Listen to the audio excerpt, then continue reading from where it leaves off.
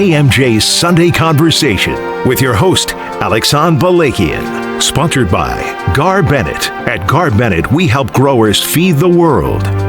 Good Sunday morning. Welcome into an all-new Sunday Conversation exclusively here on KMJ. I'm your host, Alexandre Balakian. I do want to give you a quick reminder before we get going here. We podcast where you podcast because being in demand means we have to be on demand. We are also broadcasting in high def on YouTube at KMJ Sunday Conversation right there. Now, last week, you might remember, we're smoking stogies at the Cigar Mas Fino. It was some real talk mixed in with some laughs, even some tears, so you could check it out on our podcast and, of course, YouTube as well. Now, this week, we're back in studio, so welcome back. Some weird indoor no-smoking policy here, so we can't really smoke cigars. But that doesn't mean we're not going to dish out a hearty and impactful conversation for you this morning. Coming up, the longtime award-winning journalist and news director of GVWire, Bill McEwen, is going to join me. We are talking Measure C and Valley Children's Stadium. I know for some of you, you still call it Bulldog Stadium. Renovation or demolition? We'll talk about that. But we begin with a discussion that really was sparked last week over those cigars, right? Pun intended. The future of Fresno, the upcoming city council races that could really shape the future of the fifth largest city in the state, and if it will prosper or remain as a money pit. My guest today has been very outspoken, written many op-eds, has been critical of Fresno city leadership, and has even created an association to clean up the homeless problem that has killed local business owners at Blackstone Avenue. So, here he is, Fresno City Council candidate for District 7, AJ Rassamni is here. AJ, welcome. How are you? Very good. Thank you very much for having me. All right, so why in the world are you running for City Council? You know, first I want to say I'm not a politician. I never thought I'd be running for any political office. Mm-hmm. So I'm proud American. I immigrated here 40 years ago. I love my country. I love my city, and this is why I'm running. I'm running to put people before politics. All right, so you say you're not a politician, and we know the city council says, it's all nonpartisan, but we know that's not true, right? You have to know that once you get on that dais, it's very political. But we always have to make decision for the people first, not for the special interest, not for NBism, not for the political aspiration, for future political aspiration. It has to be about the people only. All right, so you are running. Did somebody ask you to run? How did? Or I'm sure your wife was like, "Oh no, you're going to do what, AJ?" Yes. Yeah. So basically, for the last 10 years, 10 years ago, I created a Blackstone Merchant Association, and I'm helping everybody on Blackstone. To answer your question, I never ask if you're a Republican. I never ask if you're a Democrat. If you have a problem, you call me. I help you solve it. All right, so you started that Merchants Association there on Blackstone, 2016, right? 2016. Right now, okay. And it was to clean up the homeless problem because you've been critical of the Fresno City Council and its leadership kind of dropping off homeless wherever they want. Yes. 2016 was a different story than 2021. So 2016, my business was being broken in about 10 times per month. So I started out of desperation. We need to do something. Business around me, they closed, they changed hands multiple times within a year. 2021 was a different story. So let me go back. By 2018, we had the area very clean. I even removed fences. I removed the gates from in front of my business, so it was very clean. By 2021, the problem came back and came back maybe 10 times even worse than before. It's because it wasn't by accident. It's because the city purchased shelters on Blackstone in a backbone of in Blackstone, which is a backbone of the city, within 1,000 feet from 3 schools. Without going back to the people and saying, is that okay? So did Nelson Esparza, who is the city council member in that district for 2 terms. Yes. He terms out. Yes. He's running for state senate on a Caballero seat. What have your conversations over the last 8 years been like, or I should say 7.5 years? So I want to say I have full support from Nelson. He even put a code enforcer to work with me full-time on Blackstone. So together we're able to make a big difference on Blackstone. I want to give credit for Nelson. because remember that the zoning changed, the borders changed for every zone. So Nelson used to have his border up to Ashland, then it changed to south of Dakota. So when he had that area, he refused to have shelters in his district. So has he endorsed you? No. Okay, because I know that he has, I think, one of his staff members running as well. Yes, it's a bylaws. In the bylaws, it's as a Democrat, you can only support the Democrat. So, but I am running as independent. I want to be congruent. I'm there. I thought politics didn't matter, right? For me, it's people before politics. But there's politics in who you can endorse already, right? But that's why I refuse to join any party. I'm running for the people. So independents in history of usually these races particularly don't do very well. Do you feel like you're in a danger zone or in uncharted territory, if you will? Well, the difference between me and the others is, for me, I say proven results. So anything that the candidates running today, they're going to say, I promise to do this and this. And for me, I'm going to say, I've already done it. I've been doing it for 10 years. That's the difference. And I have full support from many Democrats, left Democrats. I have full support from many right Republicans and in between too. You want to do some name dropping? No, absolutely not. Not yet, huh? No. Not yet. Okay. Have you haven't released your endorsement list because you just really declared back in March, correct? Yes. Yeah. So you haven't really. I'm sure you're hitting the trail when it comes to conversations and stuff behind the scenes. Yes. Okay. But when it comes to campaigning and asking for money and all that stuff, would you say you align more on a conservative side or more on a liberal side? So again, I am for the people.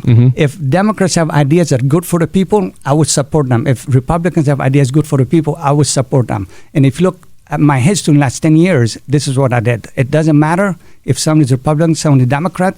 If they're doing something right for the city, I'm going to support them.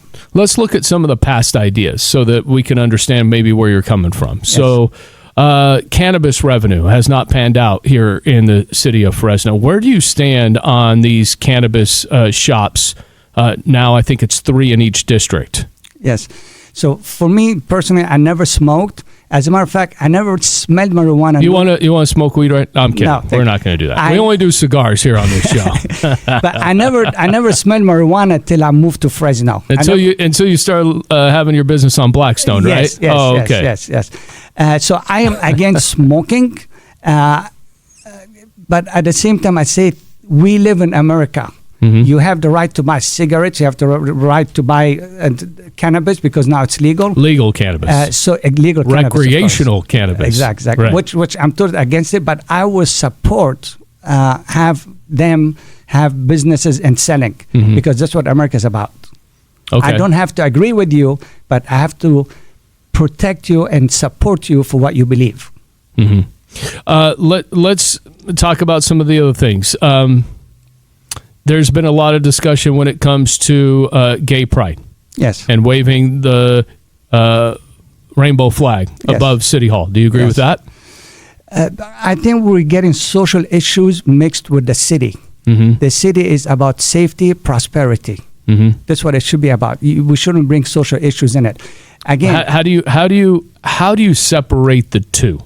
Okay, that's a social issue. Should not be part of the city. It's a state issue.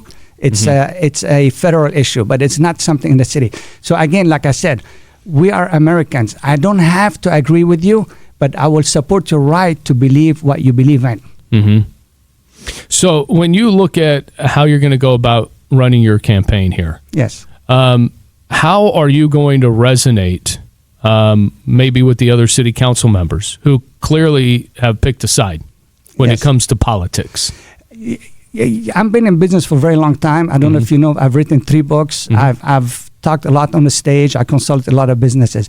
When we have an issue, we should be, as council members, we should be on the same side. We shouldn't have that problem in between us. We should be on the same side, looking at the problem, say, how can we solve it for the betterment of Fresno? So it is not something personal. We are elected by the people to work for the people. So we should work together to find a solution. So has Mayor Dyer done a good job in cleaning up the homeless problem?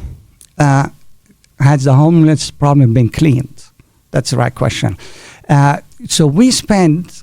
The problem with the city, not only the city, as government in general, is we only work with the symptoms. We don't work with the cause. We don't say, okay, what caused it, and let's solve this one, and then we work with the symptoms. So we work in chaos. So, example, state of California, we spend over $24 billion on homelessness. Did it get any better? As a matter of fact, it's getting worse. Right. No, I think we all know the answer to that. Yeah, we know. Right. Even in Fresno, we spend, I don't know, between 200 million to 400 million, and we have more and more homelessness. So we are working with the symptoms instead of working with the solution. Okay. So again, let me ask you the question. Has Mayor Dyer done a good job in cleaning up the homeless? Again, has he hit the root cause? No. The root cause, I discussed it with him many times, with all the council members, as a matter of fact, and I can discuss it with you too if you want. It's part of my campaign. The funny thing is I've knocked at thousands of doors, and when I talk to people and I talk about the homelessness, and I tell them my solution, they say that's a good solution, yet the city wouldn't accept it. Homeless advocates agree with my solution. Those homeless people today, they're drug addicts, they're mentally ill. They don't want to be housed. So we need to put them in a safe zone, have it self-managed, provide wraparound service. And for me, I say we should have a methadone clinic there. You want to have almost like a homeless island, if you will. You know what? It's been done in San Diego, and it's been done in Los Baños recently. And the people like it. So because what happened is we're going to take them off everybody's property. We're going to put them in one area, self-managed, wraparound service, and we cannot force them for rehab. They need to say, I want help. And that's what, for me, it's a methadone clinic. Can you truly believe that is the change agent that you are, and then that could be actually moving the needle inside City Hall? This is what I've been fighting for 3 years. I give you an example why this is important. Okay. Story. I've helped a lot of shopping centers. They have problem with encampments. And they say, we need this to be removed. So I help them move the encampment from the property. Within 30 days, they tell me the breakdown to my business went down to zero, and my revenue grew up 30, 40, and 50%. So this is a problem that needs to be solved. Business people, property owners, residents should not pay the price. Let me give you another example. There's a lady, I knocked at her door, old lady. And next to her, there's an empty lot full of homeless. She was afraid to talk to me because she was afraid if she complained, they're going to retaliate. And the area smelled marijuana. Her neighborhood smelled all marijuana because of that empty lot. And she was afraid to talk about it. All right. Well, we're going to talk a little bit more about some of the things that you're passionate about. And where does AJ come from? We'll talk about that. We got to take a break. I got to pay bills, all that good stuff. We'll talk about that. We'll talk about Measure C, where you stand on that, and some of the controversy that surrounds one city council member currently. Yes. We will talk about that as well. You're listening to Sunday Conversation exclusively here on KMJ. Welcome back here to Sunday Conversation. I'm Alexander Balakian. My guest this week, Fresno City Council candidate for District 7, AJ Rassamni. We appreciate you coming in, AJ. I guess let's learn a little bit more about you. Where are you originally from? When did you move to Fresno? How long you been living in Fresno? Okay. So I was born in Liberia in West Africa. And then I moved to Lebanon. I lived 9 years in the Civil War. Then I moved back to Liberia. And then I came to LA from Liberia. 1985, I came to the U.S. 87, I moved to LA. And since 1994, I've been involved in nonprofit organizations. So I believe in giving back. It's you need to pay forward. So you're an immigrant, obviously, like we kind of all are at some point, yes. Right? Ancestors, what have you. But directly, how do you feel about a lot of the ICE raids that are going on right now? Again, I'm a proud immigrant. I wake up every morning and I say I'm blessed to be American. So I know anybody that's been here 10, 20, 30 years that feel the same way. So we need to have immigration reform. However, for the last few years when we had the borders open and we had drug dealers, drug traffickers, we had terrorists came over here, we cannot accept that. It's like basically somebody's telling you, keep your front door open in your house because you never know who's going to come in. And you have to let them come in. We cannot do that. So we need to find these people, get them out, and we need to find a solution. But again, that's a federal solution. Right. It doesn't come from the city. And if people want reform, they want change, they have to go to Jim Costa, talk to him, but not come to the city. Obviously, you're saying I'm an independent. I'm not a party. I'm about the people. I've always said that as well. If you want to win a city council race, you got to eliminate party and remember that it is about the people. It's supposed to be nonpartisan. We know that that's not entirely true when it comes to endorsements. The city, they have two sides, Democrat, Republican. So let me ask you, if you're talking to voters, what are you going to champion day one? I tell you, voters I'm talking to, they are fed up with politics, and they want people before politics. In City Hall, it's politics before people, and they're fed up with it. They feel they're neglected. They feel that, I've heard it so many times, they only come to my door when they want my vote, but they don't remember that we exist. The roads, which you're going to mention that, the sidewalks is a big problem. I've heard it multiple times. Yeah. No, Measure C, we're going to get to that in just a moment. Kind of you gave me your take on immigration and the ICE raids and stuff like that. And the reason why I really kind of wanted to get to that is a lot of businesses and a lot of flea market vendor groups, probably people that you talk to a lot, they're calling for the resignation of Miguel Arias, District 3 council member, who created a big lie. Yes. Saying that ICE raids were going to happen at the cherry auction. This happened a few weeks ago. Well, clearly nothing happened. Yes. And it was a scare tactic by Miguel Arias. However, he's blaming it on the Trump administration. Should he resign? Miguel Arias has a history of bringing talking about subjects that do not have nothing to do with the city.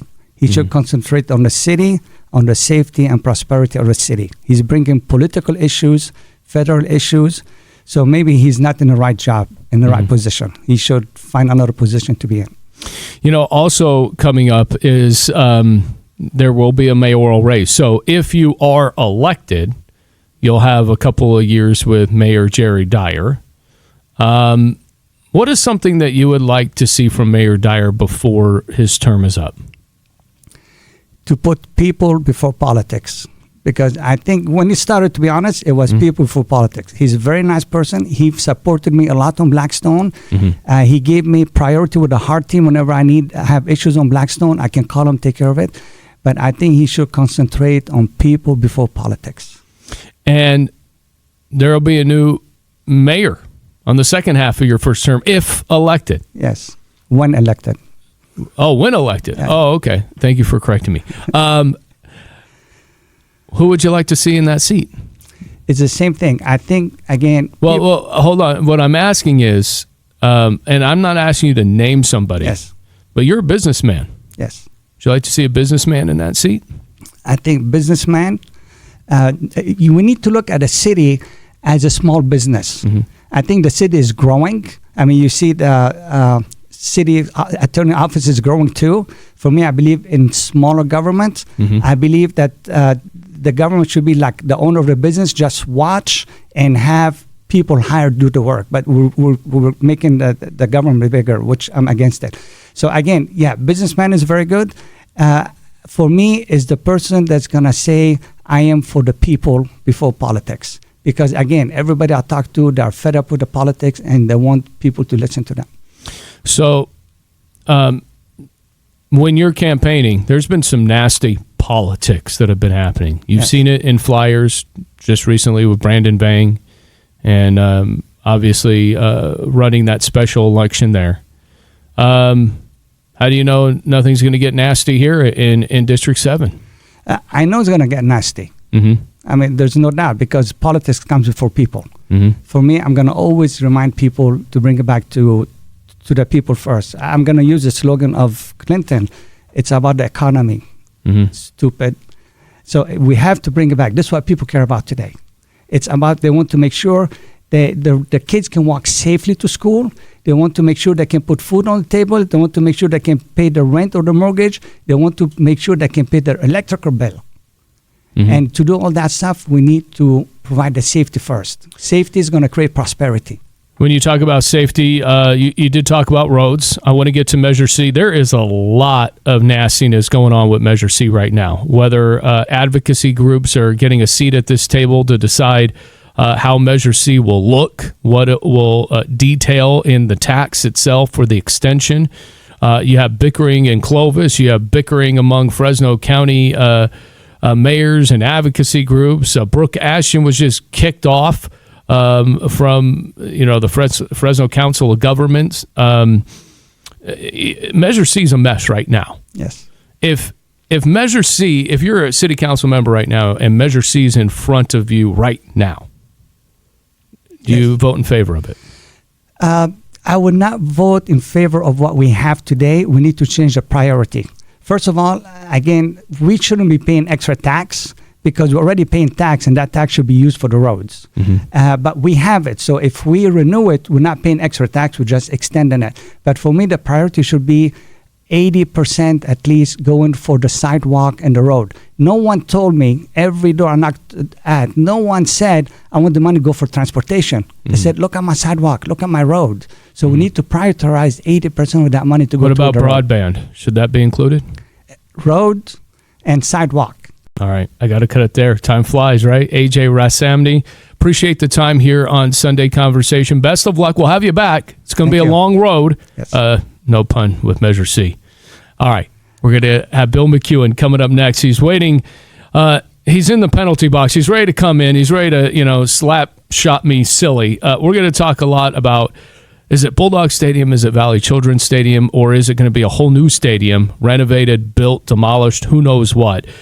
Plus, we'll talk a little bit about Measure C and some of these new races that are popping up. It's all next here on Sunday Conversation on KMJ. Welcome back to Sunday Conversation here on KMJ. All right, we're going to do like a little bit of a, jousting. We don't have a panel, but we have Bill McEwen, who kind of has the voices of everyone packing his pockets.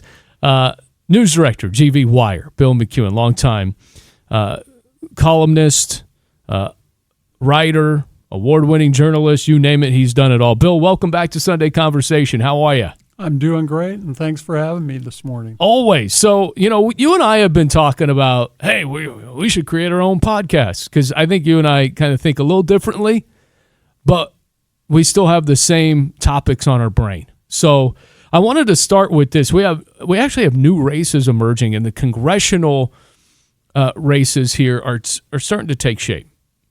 It's no longer Michael Maher taking on Jim Costa. It's a veteran, Lorenzo Rios from Clovis, that has really started his out loud campaign of trying to take out Jim Costa. We've known this has happened. Everybody's tried to get Jim Costa out. And Jim Costa's still not retiring. Is this finally the candidate that upends Jim Costa's career? Well, first, let's say this. In reaction to Lorenzo Rios saying that he's running for Costa's seat, Costa made clear he's running again. Of course. In 2026. He's 73 years old, and he's been in Congress for 20 years. I think Lorenzo Rios is a strong candidate, probably the strongest candidate that Jim Costa will have faced. The big question, Alexon, is what is going to be the kind of the zeitgeist of the times? Is there going to be a blue wave? Is it going to be a repeat of last cycle when it was fisticuffs all around and the Republicans barely held on? You can go to GVWire.com. We had the first media interview with Lorenzo Rios, and I asked him about PBS funding.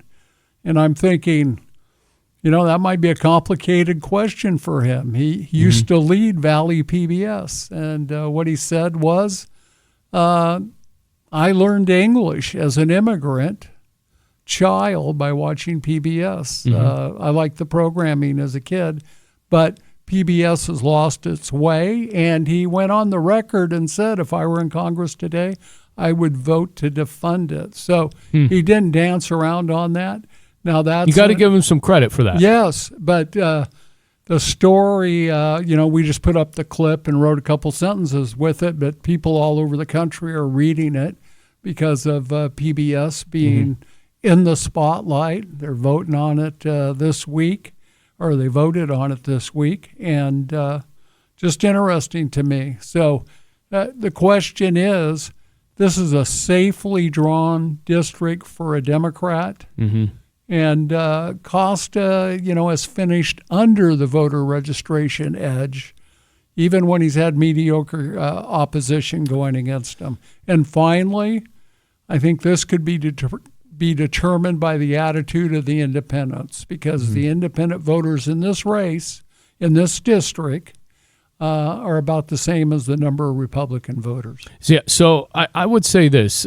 Jim Costa, has he overstayed his welcome? So, isn't that the big question among voters? I think, Michael Maher, for whatever reason, couldn't get across the Fresno County threshold. He did well when it came to the South Valley. So now it's kind of flipped. Lorenzo Rios is kind of known maybe in Fresno County, but really an unknown in the South Valley. So I expect him to work very hard. He'll have tons of money at his disposal. He'll be able to get the message out. You asked me about Jim Costa, and I think for a lot of people, they say, Jim, you've been there 20 years. How is life better for me? How are conditions better for me? Yeah. And I think for, especially in ag, not enough solutions on water, though Jim has been a leader on that and has had great ideas, and certainly no immigration reform. And those two things have to be the number one things for Jim Costa. And he's been there 20 years, hasn't got it over the finish line. So Yeah. I think when you look at Democrats, a lot of Democrats are saying, hey, it's time for fresh ideas, something new. But, there's no Democrat that's going to primary Jim Costa. It's going to be Rios against Costa. All right, how about this other race? I'm wondering if we've seen the last of Rudy Salas, because Jasmeet Bains is saying, I'm the Democratic challenger now. Well, I hope we've seen the last of Rudy Salas. Right. He didn't make the cut. No. Not a good candidate, too Right. much in his past, too much baggage, Yeah. not enough likability. But, the party backed him. And no, he's a nuisance factor in this. And if he wants the Democrats to win, he'll bow out. Well, you got Jasmeet Bains, Visalia Unified District Trustee, and former Assembly Rudy Salas. They are in the race. I should say Visalia Unified School Trustee Randy Villegas is also in this race, and former Assembly Rudy Salas is in it as well. So it'll be interesting. But Jasmeet Bains, she provides interesting situation. Delano, Assemblywoman. Well, she does have a Fresno profile Right. to some degree. So she's been out there on big state issues. She's definitely a blue dog Democrat. Some Democrats might say she's not progressive enough. She's very smart, and she will have a lot of money behind her, a lot of backing. I see her as a formidable opponent. Yeah, that's what I was going to get at, because she's centric in a way with her politics, and Valadeo has been centric. Really, he's been a moderate Republican, and that's worked for him. However, voting for the big beautiful bill, could that haunt David Valadeo here? Well, or do people have their memories aren't so great when it comes to voting time? Well, Jasmeet Bains is not going to let people forget about the vote on the big beautiful bill. And the other thing is, she's a doctor. She can talk about the impacts. They're coming in 2026, actually. So, and that was designed to help Republicans try and survive the expected onslaught.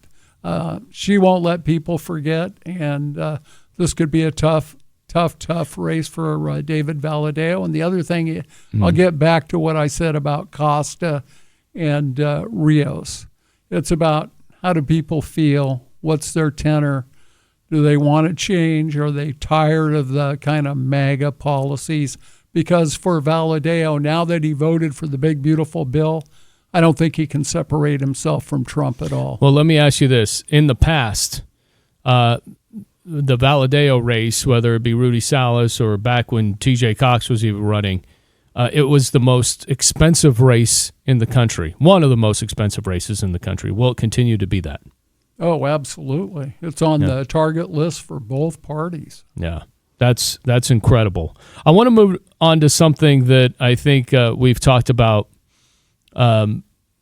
obviously, on and on and on again, and you've had a lot of articles in GVWire. It's all over the place. Brooke Ashton just recently is the big topic of discussion this week when it comes to Measure C. You got Diane Pierce and Lynn Ashback clawing at each other. They seem to have cat fights all the time now on the dais at the Clovis City Council, something we have not ever seen. Well, I shouldn't say ever, but at least in recent memory, where the Clovis City Council is kind of entertaining now. You got the word blackmail in this whole Measure C conundrum. Steve Brandow is kind of can you believe he's been the anointed one to be the peacemaker in all of this, to try to get all these sides together and to get Measure C across the finish line? I think the big question is, will it remain dead on arrival? So it's too early to say dead on arrival. I like to say at this point it's still it's kind of calisthenics. I mean, we got a long way to go before the final thing is put on the ballot. And the big question is, will there be one Measure C on the ballot, and how does it get there? If it's put on there by the Board of Supervisors, it's going to take 2/3 to approve it. I don't see that happening in any shape or form, especially with all the division. But if they go out and gather signatures, you can put it on the ballot. You need 50% plus one. Yeah. So there's a lot of time here. But I also think, former Mayor Ashley Swearingen, a lot of people say, wow, she has so much power, and she was trying to guide this thing and smooth this thing and please her progressive friends, the people that want so much money spent on public transportation versus roads. I think she thought she could finesse her way to the finish line on this. She's got hit in the face with the 2x4. And meanwhile, on the other side, they're scrambling. We got all kinds of people that have emerged as kind of spokespeople for the traditional Measure C, the way we think about it. So, is there too many hands in this cookie jar? Oh, absolutely. I mean, it looks like a Milton Bradley Tinker toy. Man. Shouldn't it just be like maybe a dozen committee members to try to figure? I know you have to have every mayor of every part of the county a part of this. I'm fine with that. Yeah, but I'm just saying they need to whittle this down. When you have too many voices, you have too many agendas. Well, it doesn't work. Yeah, there's like a million agendas on this. All right, speaking of a big agenda. Hold on, before we move on, I'll just say it's very important that Measure C be extended, because we all complain about roads now and transportation challenges. Can you imagine what it would be like if we didn't have $10 billion in projects? That's $2 billion from the local sales taxes, $8 billion from state and federal matching grants. Can you imagine what transportation would look like around here in 5 or 10 years? People are saying we have to make Fresno, we have to improve the economy, we have to clear the decks so we can reach our potential. If Measure C is not passed, it's bad news for Fresno. I got my horse and buggy ready. Don't worry. All right, let's move on. Something that I think is really near and dear to both of our hearts. We've had the new Pac-12 meetings. Fresno State is there now. You got Matt Entz, new coach. Who knows if the Carr brothers are ever going to coach, but they sound like they're kind of have their hands into the program a little bit now. But you got Garrett Classy. He's really now diving into his long-term plan. And a lot of that is talking about the Fresno State football stadium. Bulldog Stadium or Valley Children's Stadium? What is it? It'll always be Bulldog Stadium to me. Me too. We're talking NIL was capped by the congressional leaders by $20 million. We'll see if that, everybody tried to break the rules when it was the NCAA. I would imagine everybody's going to try to break the rules here anyway. But really, is it Bulldog Stadium that needs to be demolished or renovated? And the Save Mart Center, still the best place to play basketball. Should Selland Arena host at least one game a year just to kind of switch things up, get that buzz going a little bit? How do you see Bulldog Stadium in 5 years? So here's where I'm at with that. I think the athletic director, Garrett Classey's right on the mark, because he hasn't trotted out all these fancy renderings and tried to whet people's appetite with that. They're conducting a feasibility study, and I would say, yeah, you look at the feasibility study. What are the results that come back? Is it better to renovate, or is it better to build a new stadium? The one thing I would point out, you build a new stadium, there's the potential there for you to be able to bond much of that construction funding through the state of California, the CSU, if you can show the projected revenue income. If you're going to go renovations, more likely you're going to have to, raise that money yourself, a large portion of it. So I'm fine either way. I think San Diego State's kind of shown what's possible, though, because, they went with a whole new deal. Yeah, I say take a wrecking ball to Bulldog Stadium. I would say keep some of the nostalgic parts of it, but it just doesn't work. I mean, my dad is 87 years old. He can barely get up the steps, but he's going to do it anyway, and he's going to die going up those steps just so he can watch the Bulldogs play football, because that's what he loves to do. And they need to figure it out, because they've lost a lot of red seat holders because of that, because they can't get up the freaking steps anymore. They need to figure it out. Yeah, Put in an escalator, for goodness sakes. And then there's, for younger fans, they have higher expectations. Right. People talk about the fan experience. It's a whole different deal than when the stadium opened in 1980 and everybody's eyes were huge. Right. And they're like, wow, can you believe we've got this stadium here? Yeah. It was fantastic. And by the way, I think the whole thing costs like $7 million. Can you believe that? Oh, nothing like inflation. All right, Bill, our time. Hold on. You asked about Selland Arena. Oh, real quick. Dive in. That basically is saying we don't have a great basketball program. We have to do something different to try and drive up attendance. They should do 1 or 2 games in coming seasons as a pilot and see what happens. Yeah, I agree with that. All right, good stuff, Bill, as always. Appreciate the time. When we get back, would you believe the podcast king has gone down? Who took his place? Was it Sunday Conversation? We'll tell you more about that coming up next. Finally, it's that part of the show where I like to get social, as you know, and say it ain't so. The king of the podcast universe has been dethroned. Joe Rogan has lost his top spot on YouTube's list of the most popular podcasts. I would love to tell you he was dethroned by this little operation in the Central Valley catching fire. Have you heard of it? KMJ Sunday Conversation? However, we haven't quite reached that mountaintop just yet. So who did? Who dropped the people's elbow on the podcast champ? It was none other than a comedian. Kill Tony. Yeah, Tony Hinchcliffe and his Kill Tony podcast that began in 2013 has choked out UFC loudmouth Joe Rogan. So why is that? Is the Joe Rogan experience starting to wither away, or is it because Rogan, who beat his chest endorsing Donald Trump for president, has started to be critical of Trump's policies on deportations, Iran, and even the Jeffrey Epstein secret files? Meantime, Tony, who is, killing it, right, is using his insult comic routine that caters to MAGA. And Rogan, who had 59 million viewers for his interview with then-candidate Trump, invited Bernie Sanders on his show. Do we see a pattern here? First, Elon was all buddy-buddy with Trump, and that soured like a big old batch of gummy worms laced with Tapatio. And now Joe Rogan has caught the ire of MAGA. Rogan's dip into the second slot may be short-lived, but call me crazy here. It once again shows the power of Donald Trump and his base. While this podcaster are more about entertainment and political polarization, it goes to show how divided we are as a country still. We will never level out or just chill out. That's not going to happen.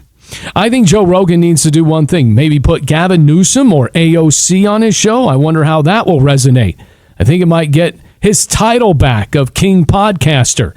If Governor Hairgel is listening, he should call Rogan right now and book it. And if AOC wants to run for president, go where Kamala didn't dare to go. Maybe Rogan is softening his stance, or maybe Rogan is stepping outside the box and maybe even outside his own skin to have a Joe Rogan experience that, God forbid, is a conversation that crosses the boundaries of a party and into the realm of a new world order. Could it be secretly Elon and Joe are building the foundation for that new political party, the Party of America? I guess if Joe can toss out a conspiracy theory, I guess I can too. And that's my time. And that's Sunday Conversation on KMJ. See you next week.